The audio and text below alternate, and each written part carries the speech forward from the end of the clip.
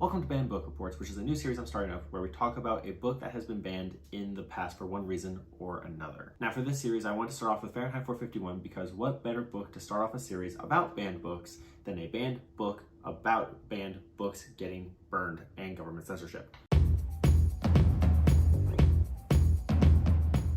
We're going to run through the quick plots. At the end, there's going to be an announcement of the next book, and also there will be a book report in the description below, just in case if you have to read this for a class. That way you don't have to do it and you can actually just enjoy reading the book. Now, a few reasons why this book was banned was because it is not at all discreet about government's role in censorship, but also there are topics such as murder and suicide in the book. In part one, we open up to Guy Montag, which is the main protagonist that works as a fireman. Now, unlike we know today, firemen in this book are hired by the government to go burn down people's houses whenever they are harboring books. So we open up to Guy Montag in the middle of a job, burning down this person's house. Once he gets back home, we meet Mildred, his wife, who just tried to commit suicide by taking a bunch of sleeping pills. After taking his wife to the hospital, and then she comes to, and then she's all fine, we meet Clarice McKellen, which is the next door neighbor's niece. In a conversation that Montag has with Clarice, you come to find out that she's a little bit more of a free thinker, which is basically against the law, which in part one gets Clarice killed in a car wreck for her trouble. After being distraught about Clarice's death, Montag steals a book from an old lady's house that he is hired to burn. Now, after Montag steals the book from the lady's house, he becomes a little bit more curious about why the books are being banned/burned. So he talks to the captain of the Firemen, which kind of breaks down the general concept of books are being banned because it allows people to express the imperfectness and flaws of the world. Books also allow people to openly express thoughts that might be contradictory to the government, which makes it a lot harder for the government to control people.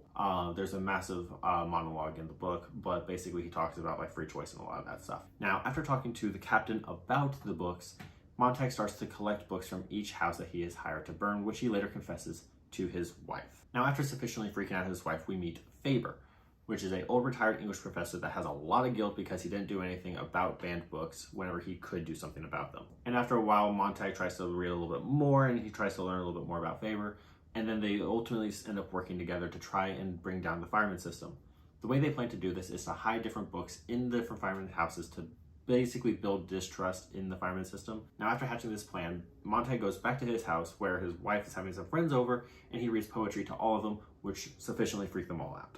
Now, after reading poetry to his wife's friends and his wife, they all turn him in, including his wife. This causes the captain to have to go burn down Montag's house, which he later forces Montag to do himself. Now, while Montag is burning down his house and the books, he turns the flamethrower to his captain and kills him. This makes him an immediate fugitive on top of the fugitive he already is for harboring any books. Now, this causes Montag to run and flee the city, to which he runs into Faber, which they figure out this plan to try and get him out of the city. Basically, the plan is to run through a river so that way the Hound can't track him. Now, as the chase ensues between Montag and the Hound, eventually Montag loses the Hound, to which Montag goes into a house where he meets Granger. Now, while we meet Granger, Montag watches the pursuit of him on the news.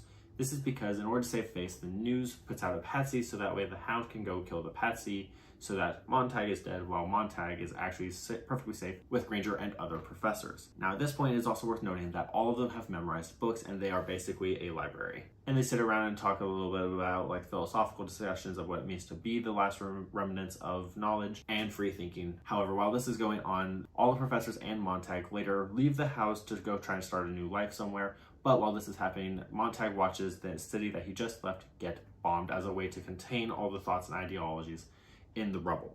This obviously makes Montag a little bit more distraught, knowing that every single person that he's ever known and loved is now dead, but also reinforces the belief that there's nothing left for him in the city, which allows him a little bit more freedom to go start his life somewhere else. Now, I left out a lot of the minutia because this is a quick summary and this is a whole book, but if you have to read this book for a class, there will be a 200-word book report in the description below if you want to check that out. However, if you want to use the book report in the description below, there are instructions in the description below on how to use it, but you can fill it out Mad Lib style is the general gist. Now, the next book that we're going to read is Animal Farm by George Orwell. However, if you have any books that you want to recommend for the banned book reports or just recommend in general, do let me know down in the comments below, as well as I would love to hear your thoughts on if you loved or hated this book, just because there are a lot of thoughts either way. But thank you so much for watching, and we'll learn something new in the next video.